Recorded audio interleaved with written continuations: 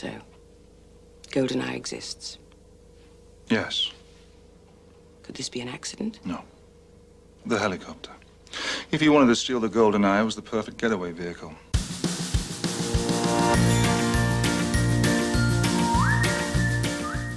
Hi there, and welcome to Baseball by Design. I am SportsLogos.net minor league baseball correspondent Paul Caputo, broadcasting live, as always, from the Sunday Helmet Hall of Fame in my basement in Fort Collins, Colorado.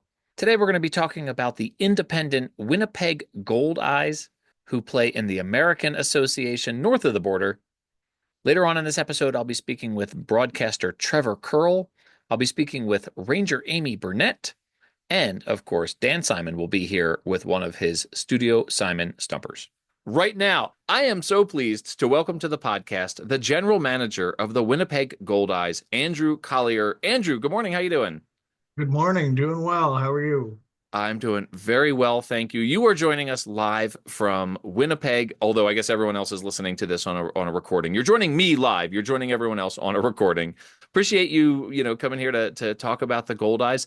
We were chatting before we started recording that you have been with the team nearly since its inception. You joined during their first season in 1994. What does this team mean to the community, and how come, more importantly, how come they are called the Winnipeg Goldeyes? Well, to answer the first question, I think they mean a lot to this community. It's baseball had come and gone in Winnipeg a number of times over the last century, and I think a lot of people were skeptical of this latest iteration of the Goldeyes and what Sam Cates was trying to do. There was a lot of people that said, "Yeah, it's been tried. It can't work. It doesn't work. Baseball in Winnipeg doesn't work." Well, 31 years later, we're still here, and that's after playing the first 5 years in the corner of a football stadium, which our fans affectionately call Deformity Field, because we played in the northwest corner of the stadium, and down the left field line, it was about 200 feet. And so we put up this huge net to try and make home runs a little bit more difficult. So it was called the Mesh Monster out there. Nice. But it was an interesting place to play, but our fans stuck with us through those first 5 years. And then with the anticipation of the Pan Am Games coming to Winnipeg in 1999, we got what was then called CanWest Global Park built in downtown Winnipeg near the Forks. Just celebrated 26 years of being at what is now Blue Cross Park. I wonder if in the contemporary minor league baseball landscape, the team would be able to survive 5 years in a scenario like that. It seems like the need for immediate gratification with ballparks now would preclude you from playing in that situation for 5 years. So I'm very glad that the team survived that.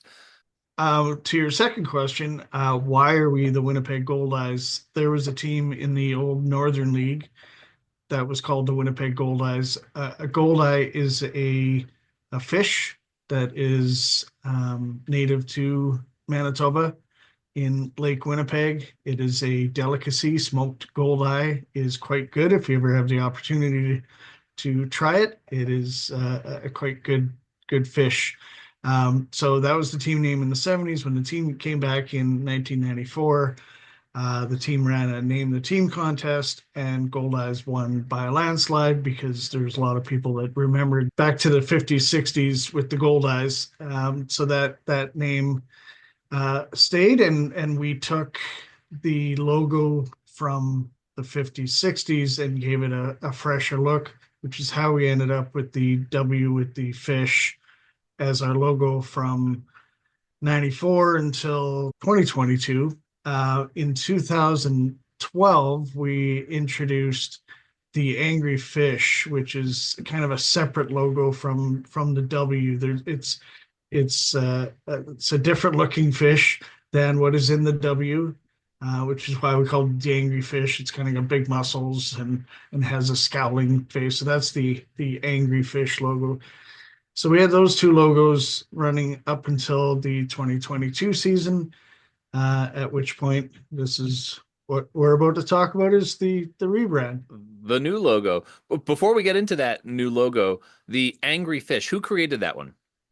That was a collaboration between myself and the hat company we were using. Okay. We just thought we needed a secondary logo, so I kind of challenged them to take our logo and kind of give it a refresh, something that we could use just all on its own, without the W, and people would know immediately what it was, and that's how we ended up with that. And with the rebrand, there's a new Angry Fish, an updated Angry Fish, separate logo as well. Okay. Well, let's talk about that rebrand. The majority of this suite of logos is a much simpler design, a really classic sort of red, gray, white, clean lines. The previous logo was very illustrative, very detailed. This new one is very I think iconic, probably is very illustrative, much simpler.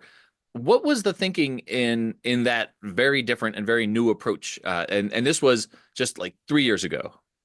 Yeah, so it all started, a former employee that was since moved on to funny enough, a marketing position with another company, but he introduced the idea of what would it look like if we rebranded, and do we have appetite for a rebrand?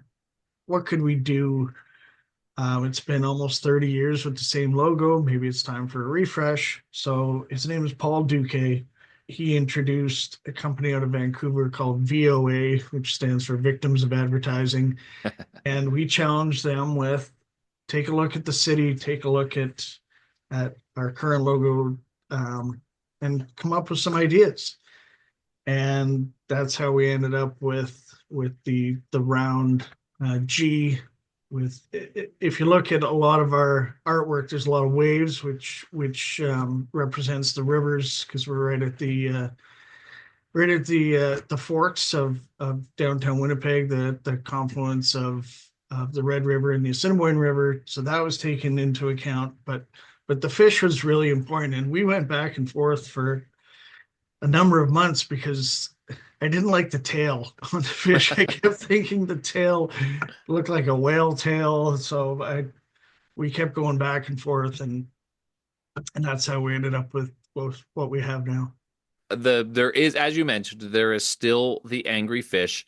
He is in a position that I think of as sort of the Joe Pesci angry mobster with a baseball bat about to beat someone to death. The unsuspecting victim about to get beaten to death here. He's got the grimace. He's holding a baseball bat, and yeah, you wouldn't want to be having him ranting and raving behind you while you're sitting in a chair at a table.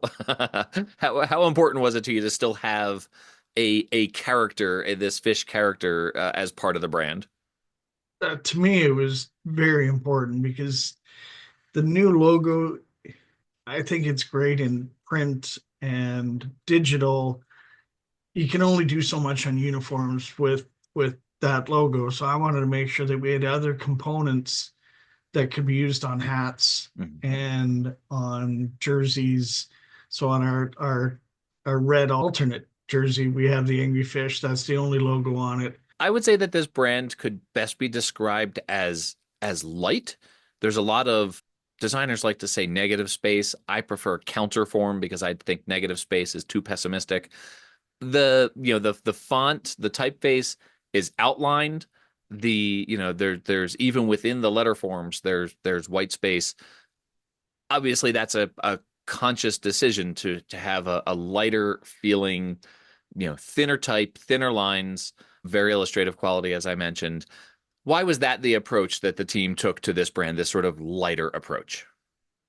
I think it was just a clean, like you said, a lighter, a tighter approach to doing it, not as cartoonish as we had been in the past. It's funny whenever you, and I'm sure you've seen this with other companies, teams, when you rebrand, you have a huge pushback. Yeah. Immediately. Yeah. I hate it. I hate it. I hate it. I hate it. I want the old one. Never change. Yeah, right. Anything different ever. Why do bad things always happen to me? We like the W. There was nothing wrong with it. This new logo, some of the comments I heard was it's too corporate. Mm. That's how it looked. Are you advertising for a fish company? Uh-huh. It took a while, and there's some hardcore haters out there. And I think once the uniforms came out in 2022, after we made the announcement at the end of 21 that we were rebranding, to me, the uniform was so important in all of this. Yeah. And I've been designing our logos since I took over as GM, and the hats and everything the players wear. I want to make sure it looks good, and it's something the fans will like. It's something the players will like. So right from the start, the home white and the road gray, I made sure that they look good and the fans would like it. And it made me feel good on opening day of 2022. One of the people that was most against it and most verbal to me said, "Hey, you know what? They actually look pretty good." So that felt good, but Vindication. a little vindication, yeah. You mentioned that you collaborated with the hat company in the on the previous iteration of the brand, and that you designed the uniforms, and that you were heavily involved in this brand. Do you have a design background? Is that an interest or an area of expertise? You're shaking your head no. Not at all. No, and some would say I don't have any fashion sense whatsoever, but I I know I know hats. I've been wearing hats. As you can see, I wore the hair right off my head. Um, I, yeah, I think I know what looks good, and I rely on the hat companies and the jersey companies. On the jerseys, we worked heavily with a company in Winnipeg called Keener Jerseys. They helped us design the new iteration of the jerseys. But yeah, I just like dabbling in that, and I like when the players come in and say, "Hey, that's really cool," or "Hey, maybe you could do this." Our former manager, he and I changed our road jersey when we still had navy as part of our color scheme. He and I redesigned the front of our road jersey because he said, "Hey, this could look cool." So I'm not afraid of taking suggestions from others. If they think it could look cool, I'm certainly willing to try. That is the best quality a designer can have, is the ability to collaborate. I will. I have one last question, and we've already gone a little longer than I told you we were going to go to. But now that this brand has had a few years to sort of settle in, and the keyboard warriors have hopefully sort of settled down, although I will say the association that I work for, I unveiled a rebrand in 2006 that I am still hearing about. And too corporate is also one of the criticisms I get for our new logo. And people liked the old logo, and they still wear it to our conferences. And so, so you may have a little while yet of people, still wearing that retro logo, which, by the way, is great, right? Like I think it's still part of a connection to the team and the team's history. So I don't think that is a bad thing at all. And the best part is, the last 2 years, we've actually brought back the original Goldeyes script on a home white jersey and did a hat, and the fans loved it. So as long as you bring it back strategically, you're still selling that merch and you're selling the new merch. So kind of the best of both worlds. Not a bad thing at all. Speaking of merch, this is sort of the question I was going to ask, which was, now that this new brand has had a few years to sort of settle in, which mark do you find people enjoy the most? Is it the simpler fish, or is it the character, or maybe the text mark? Um, Probably the angry fish, like the Yeah. fish itself. But it's funny. It started. You see often when players in major leagues hit a double, and they'll do the thing. Well, Uh-huh. our thing is feed the fish, and our guys will do that to the crowd. So it's a lot of feed the fish merchandise with the angry fish on it. So that has done very well for us. That's very funny, actually. I don't know if I would have known that this was feed the fish. So I'm glad you explained that for when I get to a Yeah. Gold Eyes game. Just the fact that you hesitated at all is interesting, because usually when I ask that question, there is an immediate Oh yeah, this one. Everyone loves this one. So the fact that there are, different marks for different people, I think speaks to the success of the new brand. Yeah, we did very well with hats last year, and I think we've ordered triple what we ordered last year. So people seem to like the round logo, the standard round logo, and the angry fish logo, and various variations of them both. Very cool. Well, Andrew, thank you so much. This has really been a pleasure to talk about. I'm so fascinated by your long time with that team and your perspective on all the different brands. Where can people find this great merch? Do you ship to the United States? And where can people find you online on social media, that sort of thing? We ship everywhere. Go to goldeyes.com. There is a shop button. Click on that.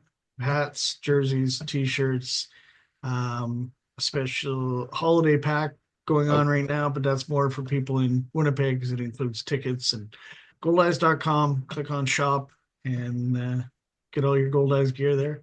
perfect. Andrew, thank you so much. This has been a ton of fun and best of luck in the off season. And I am going to do my darndest to get to a game in Winnipeg because it sounds like a blast to see a game there. You absolutely need to, and let me know when you're coming. I'll hook you up. Will do. Thanks, Andrew. Have a great rest of the off season, and we'll see you in 2025. Sounds great. Thank you.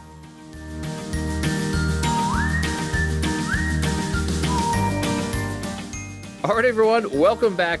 Right now, I am so pleased to welcome to Baseball by Design Trevor Curl, who is the broadcaster, the voice of the Winnipeg Goldeyes. Trevor, how are you doing?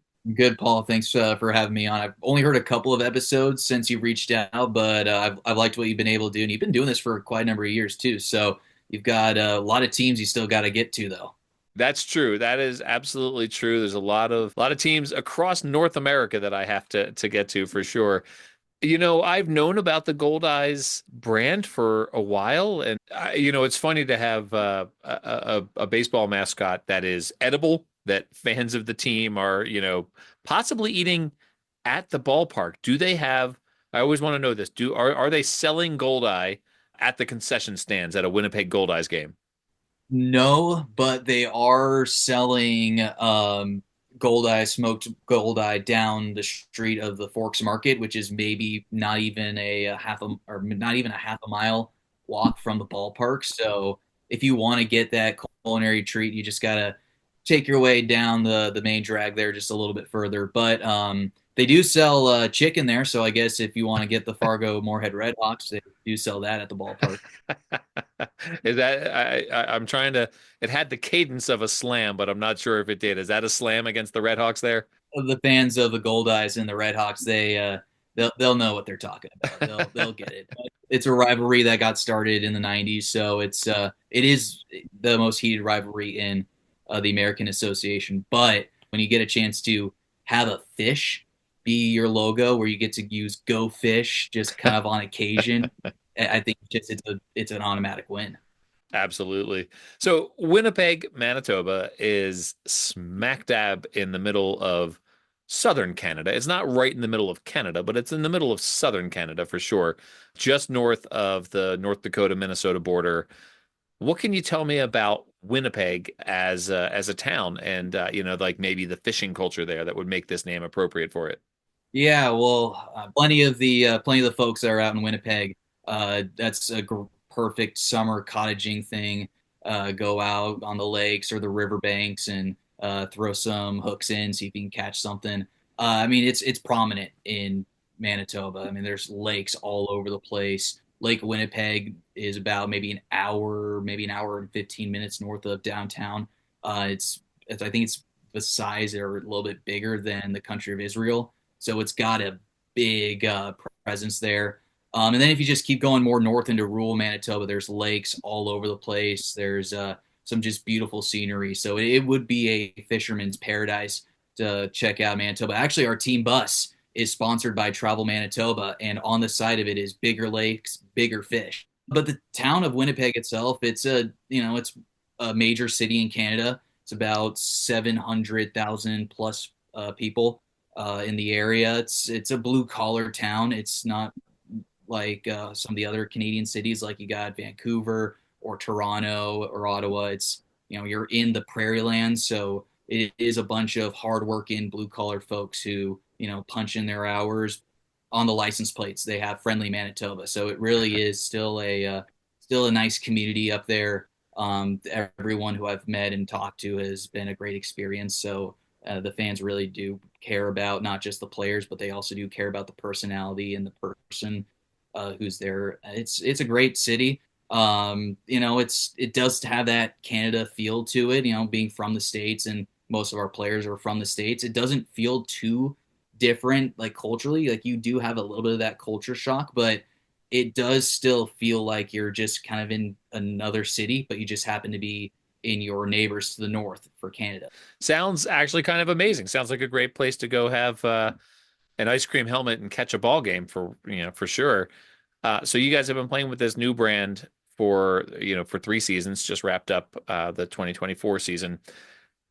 You're wearing the original brand right now, the W with the gold eye fish coming through it, but then that's on your cap, and then on your sweatshirt you've got the new, much more sort of contemporary, modern looking, more streamlined brand. Understanding that you were not broadcasting for the team yet when that new brand was unveiled, what is the sense that you get from the community of an appreciation for that brand that was around for so long, and then maybe the reasons for the new brand and how it's been received?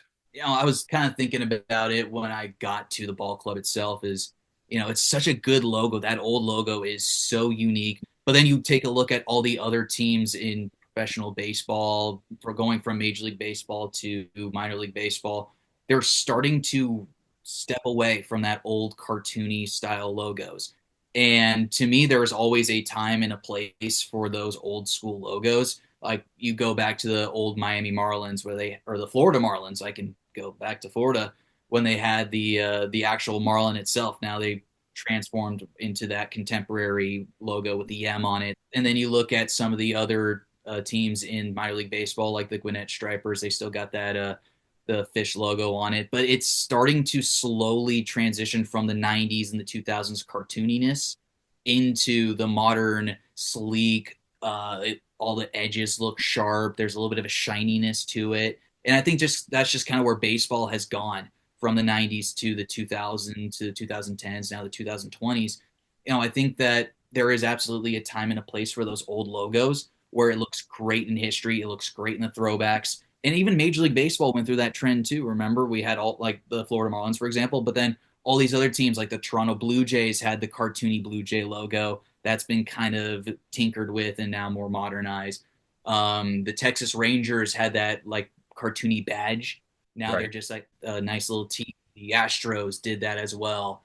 The St. Louis Cardinals did that a little bit. So we are slowly going away from that. But this newer logo, it looks sleeker. It's got the more modernized print. There is a little bit of a meaning on the new Goldeyes G logo. That's on the caps. That's on the sweatshirts and the jerseys, and it represents the two rivers of the Assiniboia River and the Red River joining together. You have the actual gold eye in the center of it. So there is some meaning to this logo that the old logo right here didn't have. But what I will say is that I do love that old look of the logo. I do love that old style where it feels like it was handmade. It was sketched. I think we're moving away from those old sketched logos. But I think where baseball just is nowadays, and kind of just logos in general. So we're talking right now, and you're in the Seattle area, and we were talking about that before we started recording, and you were explaining how you make the trek out to the WPG. I'm going to try to be hip like you there, to the WPG during the baseball season. How did you get involved broadcasting with the Goldeyes? This is going to be a very long story, but I'll give you the cliff notes. After I got done playing collegiate baseball, played JUCO ball, played NAIA ball, career ended up finishing up in 22, and went to do my first ever broadcasting job called the Old North State League, which you've done a couple of those shows on originally. Part of the Swepsonville Sweepers. And so I got a chance to broadcast for the Sweepers. Yeah, teams now, after that season, they're done. They're no longer in existence in North State League. Great team. I have a hat from almost every team that I got to broadcast against. So that's awesome. That's how I appreciate that summer. anyways, back to the actual story that I was getting to. After that summer, I went to ask some broadcasting colleagues who I've met in the past who are now with ESPN and or just gone on to do bigger things, and they said, "Well, I don't know how likely this is going to be because it's post COVID, but you are going to want to go to the winter meetings in San Diego. Like that's just where the baseball workshop is. That's where just all the team executives are. You can meet minor league executives. You can meet just anyone you want in the baseball industry. Just go there, throw your hat in the ring. Who knows who you're going to meet and who you're going to talk to." So in that off season or in the winter meetings, I fly by myself down to San Diego. Pretty much the first time I'm really flying by myself anywhere. Go down to San Diego, and I ended up meeting the deputy commissioner Josh Buckles and the commissioner Josh Schaub at the winter meetings. They're just kind of sitting at this desk, kind of just hanging around. I go up, I introduce them or myself to them. Just told them that I was a broadcaster, a wannabe or a broadcasting hopeful, trying to just get anywhere, trying to find a job. And 2023, I ended up broadcasting in the Perfect Game Collegiate Baseball League with the Auburn Doubledays. After that wraps up, I send an email to them, send them my reel, send them my resume. Next thing I know, 2 days later, 3 days later, I get an email from Sam Cates, who's the owner of the Goldeyes, and we just started talking. And it was right about this time last year that he sent me an offer to try basically a 1-year tryout with the Goldeyes. And just a couple of days ago, it was announced that I'm going to be back for the next 2 seasons. So it all comes down to taking a big risk, going to San Diego for like 3 days, and I just happened to meet the right people at the right time in the right location. So I just couldn't be more thankful for the whole way that opportunity struck itself. That's quite a story right there. And I think that idea of just like, man, just getting on a plane and going to the winter meetings and seeing what happens is pretty incredible, right? Like what a way to start a success story there. And you're obviously you're quite young and off to a great start on your broadcasting career. I'm curious who your broadcasting idols are. Who did you grow up listening to, and is there someone whose style you emulate? A lot of it actually comes down to Rick Riz, who's the radio broadcaster for the Seattle Mariners. I grew up listening to him. My dad and I would be throwing out in the front yard right outside my window here, just playing catch. And I couldn't really sit down to watch games on TV. So instead, he would turn on the radio and we would just be playing catch in the evening time after dinner, listening to Rick Riz and then Dave Niehaus, who would then go on to TV for a few innings. So I really got to get used to their broadcasting styles. I think I might emulate just a little too much of Rick Riz in my current broadcast right now, and that's just kind of just a starting point for me. So it's just still trying to find my own voice and find my own key. Aaron Goldsmith, who's with the Mariners right now, the energy that he brings, the knowledge and the obscure stats that he sometimes brings up. I really love listening to him. He's got a big booming voice, and it just everything comes so natural to him.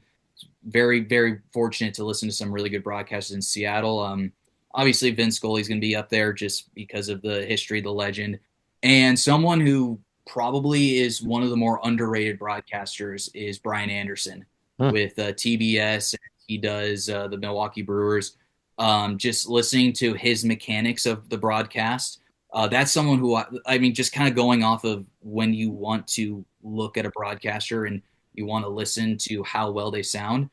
Guys like Brian Anderson, Aaron Goldsmith, their mechanics are so sound that's, to me, how I judge a good broadcaster or a broadcaster who I would want to learn from a little bit more. It's actually really funny that you would mention Brian Anderson because he has one of my all-time favorite calls in playoff baseball. You know where I'm going with this? It was 2008 Shane Victorino's grand slam against CC Sabathia. It was that is a really good call, and it was against his team, right? Like it was, he was doing the national broadcast, but you got to be careful to be as objective as possible. And he had a really good call. But I'm someone who likes Joe Buck, so I should probably I don't know. He gets picked on. I love Joe Buck too. And he's very funny on the TV show Brockmire, so that's even better. So Trevor, let's bringing it back to the Goldeyes here because I think we could talk about broadcasters all day long. What is the ballpark experience at a Goldeyes game? What are the unique features? What are people going to experience if they make that trip up to Manitoba? Yeah, well, first of all, can't talk about Blue Cross Park without mentioning the new video board that's out in right center field. And I have to say video board because if I say scoreboard, our manager of game operations and one of our ticket sales reps, Ed Duran, is going to just hammer on me that it's not a scoreboard, it's a video board. But it is the biggest video board in the American Association. This thing is towering. You can do anything on it. You can put videos on there. You can show the crowd. The crowd now has a huge picture to see themselves in. So the video board is, first of all, the biggest draw to it. And then it feels like old school baseball, as modern as we're starting to go into baseball. So our public address announcer, Ron, has been doing it since the team was first brought up in '94. He's been in that seat ever since they moved into the new ballpark. The Sky Suite level wraps all the way around the ballpark. You have a restaurant called Clay Oven down the right field line that has patio seats. So if you want, you can eat your East Indian curry dinner, whatever they're serving that day. You can sit out on the patio there. You are pretty much just right in the heart of the action. You are situated so close to the field. And then it's just a perfect Manitoba evening, almost every single home game. The weather in Winnipeg during the summer is absolutely perfect. You don't get Dippin' Dots there because you're in Canada, so you can, though, get your soft serve ice cream. Yeah. But you get your chicken behind the first base dugout. But the most unique part about it is what's called Craft Beer Corner. And this is what Andrew Collier, our general manager, his main priority was bringing in one of the most unique stops for refreshments at Blue Cross Park. Blue Cross Park does not serve any big domestic beer. You will find all Manitoba created craft beers. That's awesome. So those are on tap. You can get them in cans. They are at the Craft Beer Corner. And then you have the two other patios down that line as well. So that has been completely remodeled. So they ripped out a good 2 sections of seats, and now there is new patio seating, or I guess seating / standing. It's a great spot to watch the game. You're right above the left field line, so you do get foul balls coming in that way. It is probably the most unique spot to get a beverage in the American Association. You can still sit out in the foul territory down the left field line, but you still have a perfect view of everything. You have the Canadian Museum for Human Rights down the right field line is a beautiful skylight spot. I mean, it really is one of the top tier ballparks in the American Association. I'll put it down as one of the best ballparks west of the Mississippi. I need a quick clarification on something that you said there. Can you not get Dippin' Dots in Canada? Is that not a thing? You're not in Canada. No Dippin' Dots up there. So that's something that I told our bus driver that you got to get Dippin' Dots when we go down to the States because he's never had it before. I guess Canada doesn't have Dippin' Dots. If there is one thing to kind of knock it on is there's no Dippin' Dots, and how can you have a summer without Dippin' Dots? We may disagree on this one. I don't seek out Dippin' Dots. I'm more of a soft serve guy anyway, so I'll be all good at a Winnipeg Goldeyes game. That's the disagreement of the evening. I think this was a great evening. Trevor, thank you so much. This has been so much fun. Where can people find you and the work that you do, and where can people find the team? And most importantly, can people hear your radio broadcasts online during the season? Yeah, absolutely. So first of all, you can find all Goldeyes games on the American Association TV app, which is now free to listen to during the regular season. During the radio, we are on CJNU 93.7 FM, which is the nostalgic radio station in Winnipeg. And then you can just follow the Goldeyes on all your social media accounts. You can go to goldeyes.com if you want to find the Goldeyes website. Follow us on Instagrams, TikTok, Facebook, Twitter, X. I don't like saying X. It's Twitter to me. And yeah, if you want to stop on by, come on up to Winnipeg. We'll get you situated up there, and hopefully your travels will bring you north of the border at some point. How about you? Are you on social media? Yeah, you can find my Twitter. I think it's Trevor Curl 9. Same thing on Instagram. You just type in Trevor Curl, but I'm more on Twitter than I am on Instagram. So that's where you could probably find me more hanging out with the crew. Awesome. Trevor, thanks. This has been a blast. I really appreciate you taking the time to talk about the Goldeyes, and best of luck in the off season. And we'll look forward to hearing you come 2025. Absolutely. Thanks for the time, Paul. Really appreciate the platform.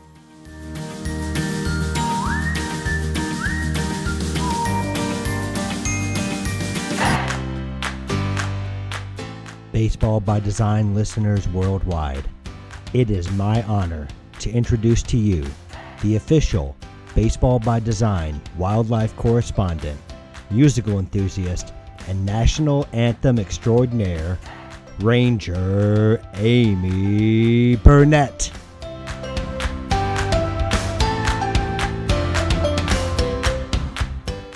All right, everyone, welcome back. That new intro that you heard for Ranger Amy is courtesy of Pat Larson, and that's going to be Ranger Amy's intro from now on whenever we have Ranger Amy on. Ranger Amy, hello, how you doing? I love Pat Larson. I know. You're our very own wildlife correspondent, Pat Larson. That's the best. What a guy Oh doing my that for gosh. us. Thank you, Pat. Hey, we're talking about we're going north of the border. We're talking about the Winnipeg Goldeyes. This is a fun brand. We've talked on this episode how they had this fun sort of cartoon Joe Pesci fish with a bat like he's going to beat someone to death. And then they also have a very sort of classic and simple contemporary looking logo. We've heard a little bit about this fish already, but tell us about the Goldeyes, not to be confused with the James Bond movie Goldeneye. Well, when you first asked me to talk to you about gold eyes, I was like, oh, golden eyes, the duck. And you're like, no, gold eye, the fish. Not the duck, not the James Bond movie. No, I was all around. I was fishing around for what it was. And I finally landed That's pretty on. good. That's pretty good. That's good work. Okay. Not really, but that's okay. Okay. Yeah. So goldeye are a kind of fish. They're about a foot long or so. They can get to be about 20 inches at the max. So they're not a real big fish. Okay. So why are they so famous? Well, they're easy to catch. Oh. So, if you are out... So am I. I don't think so. It took me a long time. So if you're out fishing and you're maybe new to it, or you're in Canada, you're out fishing, you're maybe new to fishing, you're probably likely to catch a goldeye because they're easy to catch. And so they're sort of a favorite because they're easy to catch. You can pretty much catch them on anything because they're voracious eaters, and all you need is like a worm or a fly, and boom, you got a goldeye. You got a goldeye. A goldeye. A goldeye. There's no I in team, Paul. It's plural. Teams are plural. But there's goldeye all over these teams. But is the plural of goldeye or goldeyes? Goldeyes is the plural. Okay, all right. So the fish illustration in the classic logo, the new logo is a little bit too simplified to really represent a specific kind of fish, I would think. But in the classic logo, you've got this this mean looking fish character worming his way through the letter W. It's one of his favorite kinds of things to eat. So. He likes worms. He does. Okay. Well, that's what the W stands for in that logo, I guess. No, worms. it does not. Oh, I see. So, but he's got like little gold scales, and then he's got these adorable little fins that he's using to hold the bat. Okay, I'm going sorry. to correct you, though. Okay, because he doesn't have gold scales. The mascot, the logo does. That's not really accurate then. All right. So tell us what we're looking at here. What color should his scales be? So goldeye has like a bluish green back and then silver belly. So they don't really have any gold except for their eye, just their eye. Okay. I like his little hat that he's wearing. Is that anatomically correct as well? The baseball cap that he's wearing, is that the sort of baseball cap you'd see a goldeye wearing I'm in the pretty wild? sure he'd be too slippery for a hat to stay on, so no. Okay. He's wearing a dad hat though. I mean, appreciate how are you that. going to keep that hat on him when he's swimming? So they're ferocious eaters. They're ferocious eaters. They eat everything. You can catch them on like I said, a worm or a little minnow or like a fly that looks like a bug or something like that. So they're going to eat just about anything you want to put on your hook. So they're easy to catch. But the big reason, kind of going back to, why the goldeye. Yeah. It's, not that well known as a fish in the States, but we do have them here. Okay. But they're more well known in Canada because they're eaten a lot more there than here. But only if you smoke them. Every time I looked up something about goldeye, it was all about smoked fish, smoked whitefish. All right. great. So apart from being food, what do we know about these fish? They're 1.5 feet long, roughly, half a meter for our This is Canadian all friends. I practice is talking about how to eat them, Paul. like I see. I What I wasn't are they? kidding when I they- said there's nothing about him except for like how to eat them. This is definitely what happens after we've had the Thanksgiving holiday, because We're all we talk about food. all we've talked about is what they eat and that they can be eaten. So I feel bad for this fish, but Yeah. really that's all there is about this fish is on the internet is like how to eat them, how best to eat them. In the U.S., people don't eat them as much. They consider them a bony fish, but they just like to catch them. okay. And then they just throw them back. He's got in the logo here. He's got like some fun little teeth. He's got like actual lips and like little sharp teeth. They do have really little sharp teeth. Those little teeth are adorable. Yeah. But they tend to swallow the hook when you're catching them, Oh. so you have to be careful, and you need a pair of like needle nose pliers to get the hook out, because otherwise you'll scrape your like, especially if it's still alive and you're trying to pull the hook out. Yeah. You're gonna get your fingers are gonna get all cut up with those little teeth. Yeah, he does have little teeny tiny. All the better for eating with, I guess, which is the theme of the day. Is eating. Is eating. You know, and I was looking at sort of like what makes this fish special. They do Yeah. have those goldeyes really see well in low light environments. So I think you were going to ask me, Ranger Amy. Oh, I see. Ranger Amy, what makes this fish a good baseball player? So what makes the goldeye a good baseball player is the goldeye can see well in low lit environments. So that would be good if you were a baseball player, to be able to see the ball, and you know, when the sun's in your eyes, or maybe when it's light out and the ballpark's not lit as well as you want. It would Okay. give them an advantage. All right, so put him out there in like left or right field. Make him an outfielder, not a center fielder where they have to move, because it doesn't sound like they're super fast necessarily, since they're so easy to catch. They're pretty fast. Oh, They're just not very smart. oh, I see. They eat everything. Well, actually, I don't even know if that makes them not very smart, but they do eat everything. They're both predator and prey. They have a ferocious appetite. Is it voracious that I'm looking It's for? voracious, but I'm I said looking for- ferocious because I think it's funny. But I know, I'm looking for voracious is the Yeah. word I'm looking for. No, and Voracious appetite. you said it right earlier in the interview. and then you mess me up. And I said ferocious because I think it's hilarious. Yeah. Yeah, you do. And so it would make them a good baseball player, because if you're an animal that's both predator and prey, you're good at defense and offense. Because if you're just a predator, you're never watching your back. Right. And so Goldeye, being both predator and prey, it's going to be good at watching behind him, watching in front of him, All right. and just sort of sharp. Their senses are really sharp, and because they know that something's going to eat them, or they're looking for something to eat. All right. Well, Ranger Amy, as always, thank you very much. This has been fun. Guess what we're about to go do? We're about to go eat some We're more. going to go eat some more. I'm not even hungry yet. No, but we're going into South like- Philly for some Italian food. I guess because, I'm not a Goldeye because I'm not hungry all the time. oh my goodness. Oh, I was going to say, the whitefish that you had earlier, that could have been Goldeye. Oh, Because so you can make that same spread with Goldeye, and it's delicious. we had a whitefish salad on top of some cream cheese on a bagel, and it was delicious. Yeah. So I Yeah. looked at the ingredients in it, and it was actually whiting. But Goldeye is a type of whitefish that can be used in those spreads, so you never know. Okay. You could have eaten it before and not even known it. Gosh. Well, apologies to the Winnipeg Goldeyes if I've been eating your mascot. Ranger Amy, we got to go. Okay.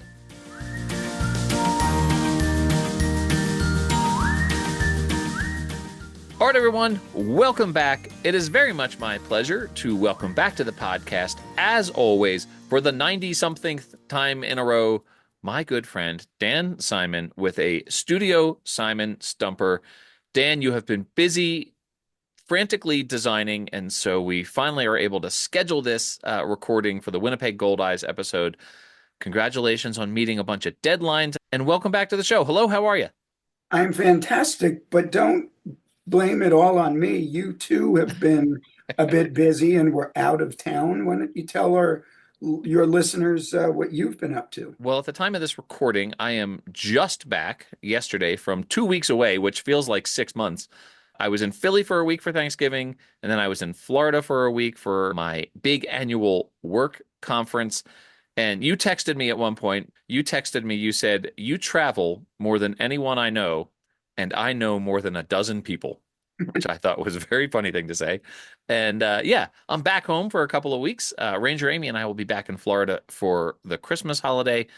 But right now, I'm back home for a couple of weeks and talking about some minor league baseball teams. I did a fun thing at my conference, by the way. I have a sort of higher level position in this organization, so I got to speak in front of a group. And was at the first timers meeting, which had maybe about 150 people there. And it's completely unrelated to the work I do. But I said to them, I said, I want to meet every first timer at this conference. And the way I would like to meet you all is you come to me and you tell me where you live, and I will tell you the name of the minor league baseball team that plays where you live. And I was just walking, I'd be walking through the hallways and someone would be like, Nashville, and I'd say Sounds, and they'd be like, yay. And so I got to meet a bunch of first time attendees at this conference just by virtue of my weird knowledge of minor league baseball teams and where they play. I do that all the time. I don't tell people to tell me where they're from, but when I learn where someone's from, if there's a minor league team there, even a collegiate summer league team, not that I know every single collegiate summer league teams, because there's some very, very small, under the radar collegiate summer leagues, but I know, hey, it's my business. I need to know these teams. So I feel like I've got a connection with people because I could say, oh yeah, I went to a Durham Bulls game, and do you go to Durham Bulls games? And it's always a topic of conversation. So let's use that as the springboard into today's stumper. We are talking about the Winnipeg Goldeyes, an independent minor league baseball team named after a fish. And would you say, Paul, that fish are a common creature, or at least let's use the word theme, for minor league baseball identities? I would say yes. And I say that as I pour one out for the dearly departed, or soon to be departed anyway, Carolina Mudcats. Yes, that is unfortunate. One of the classic minor league baseball teams, up there with the Durham Bulls, Toledo Mud Hens, Carolina Mudcats. They were the ones with the identities that have just, even if you're not a fan of minor league baseball, there's a very good chance you might know them. Yeah. Okay, so let's talk about how prevalent they are in minor league baseball. Now, of course, the Winnipeg Goldeyes, as I mentioned, is an independent minor league team, but just to keep the sphere in which you need to think about your answer to a dull roar, we're going to limit this question to affiliated minor league baseball teams. Okay. So our studio Simon Stumper today asks, how many current affiliated minor league baseball clubs have fish-themed brand identities? Is it A, 4, B, 7, or C, 10? I remember last time you asked me a question sort of in this structure. I was surprised at the number of teams, number of minor league teams that had a parallel team in one of the four major sports. I thought, oh, there can only be like 3 or 4 of them, and there ended up being, I think the number you said was 12. I did have a couple of listeners, by the way, point out that one of the teams we did not mention in our list was the Columbus Clippers and the LA Clippers. So I had a couple of folks say, hey, Dan missed the Clippers in his list. So as I have said previously, I am a flawed individual. So my apologies, listeners. I try to be accurate, but I am imperfect. So please forgive me. So I feel like the number, like I do think it's pretty common. I mean, you have the Gwinnett Stripers. We mentioned the Carolina Mudcats already. And my instinct is to say there's a bunch of them. Like that 10 is probably the answer. Are we counting? What about seafood at large? Are we talking wood shrimp, the shuckers? What about teams named for crabs? Okay. as I mentioned, and it's a fair question to ask. The mighty mussels and the Fort Myers mighty mussels, the hickory crawdads, those are crustaceans, Oh, not those are fish. crustaceans. Okay. Okay. All And right. also it does not include other water dwelling creatures that are not fish. Okay. Such as, I'll be fair to you and I'll tell you, the aforementioned crustaceans, which also include Jacksonville jumbo shrimp, Jersey Yeah. Shore blue claws, and Biloxi shuckers. Yeah. It does not include the one reptile that I can think of, and if I missed one, please listeners let me know. Yes, the hat. Paul is leaning his hat forward and showing the Daytona Tortuga on his cap. So that team, and then also, let's see if you can come up with this. There is, to my knowledge, and again, I could have missed one. There is one sea-dwelling mammal in affiliated minor league baseball. Come to mind right away? Well, I was the defunct Brevard County manatees were top of mind in my recent trip to Florida. Is it the sea unicorns, the Norwich sea unicorns? Is that the mammal you're thinking of? They're the narwhal. I think a narwhal is a sea unicorn or is a mammal. Are the Or did Norwich sea unicorns still did they get in did they minor league get et? baseball? Nope, of course you were right. They were swept away with well, not swept away. They still exist, but they're part of the, what do you call it? The Futures League now, so not affiliated, but they still exist. So Right, and that may be a major league partner league. right, So it's right. Major League Baseball partner league. The mammal in question is the Oh, yeah. identity is maybe not in that triumvirate of minor league classic identities or teams that we previously mentioned in this discussion, but it's up there as still kind of a classic brand identity. Been around a while. It's the Portland Sea Dogs. Oh, the Sea Dogs, of course. Oh, I don't know if I would have come up with that one. Yeah. Which is not a dog. It is No. what you've It's done that episode. It's a sea lion or a seal. it's a harbor seal, but it has ears, which Right. harbor seals do not. So, all right. So we are only talking about fish. So we're talking about fish. So we've got the mudcats, you've got the stripers, you've got the blue wahoos, you've got the Clearwater threshers, you've got the Jupiter hammerheads. I don't Please know how everyone many. notice how he pronounced the location, the city in which the Threshers play. Would Listen, you say that again? I just spent a whole week in Philadelphia for Thanksgiving, so I stand by Clearwater threshers. I have seen Bryce Harper wearing a T-shirt that says Clearwater on it. I have that, and I ran a 5K for Thanksgiving with my family, and they had a station where, I mean, Philadelphia has fully embraced this as like sort of it's almost become sort of a caricature of itself now, because during the 5K they had set up a stand and the flag by the stand said Wooder, Wooder. So I've named those 5 already, so we're going to discount 4 as a possible answer. I know that there are more out there that are not immediately springing to mind. I mean, I just went up and down Florida there at first, and thinking about where these other teams exist. There have to be at least 2 that I'm not thinking of immediately, because that would give us 7. So it's either 7 or 10. So the question is, in just this short time sitting here thinking about it, did I think of all but 2 of them, or did I think of only half of them?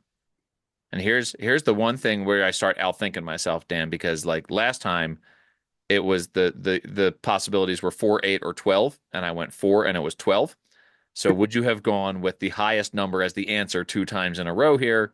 I don't know if you're going to use that same structure again. So I'm going to go 7 this time, Dan. And the 2 you didn't mention, you are correct. The 2 you didn't mention are the Tampa Tarpons. Oh, of course, the Tarpons. Oh, my goodness. And one that I had to look up to see if it was a fish. Oh. I did not know. Which is the Norfolk Tides, which features what? A seahorse. And it turns out it's not an equine. It is not in the horse family. It is actually, it's a fish that That's a kind of swims fish. upright. Yeah. So, okay, so you were correct. There are 7, and which of course does not include those other water dwelling creatures we mentioned earlier. And it also does not include the Corpus Christi hooks, which is Yeah. all about fishing, but Yeah. not fish, and does not feature a fish in the brand identity. If it did, if the Corpus Christi hooks logo was a fish, then that would have counted in this category, as do the Norfolk tides, because a tide is not a fish, but when your logo prominently features a type of fish, you Yeah. count in this category. So, Paul, I don't remember what the last stumper we did, and if you got it correct, but if you did, you're on a winning streak. If you didn't, you just started a new one. I'm embarrassed, Dan, to have missed the Tampa Tarpons, where I have seen a game, a ballpark that has obviously been in the news, and your Tampa Tarpons, a Dan Simon creation right there. I'm embarrassed to have missed that. I don't think that I ever would have come up with the Norfolk Tides. The Seahorse would not have. I was thinking there was surely some team like along the Mississippi that had some kind of river fish or something out west, like in the California League, that I just wasn't thinking of, but would not have thought of the Norfolk Tides. Whether I don't, like you say, I'm not sure if this is continuing a streak or getting off the schneid, but I'm glad to have gotten it right. Thanks as always, and I'll see you next time for the Studio Simon Stumpers. You're welcome as always. I'm looking forward to that next time. Bye-bye.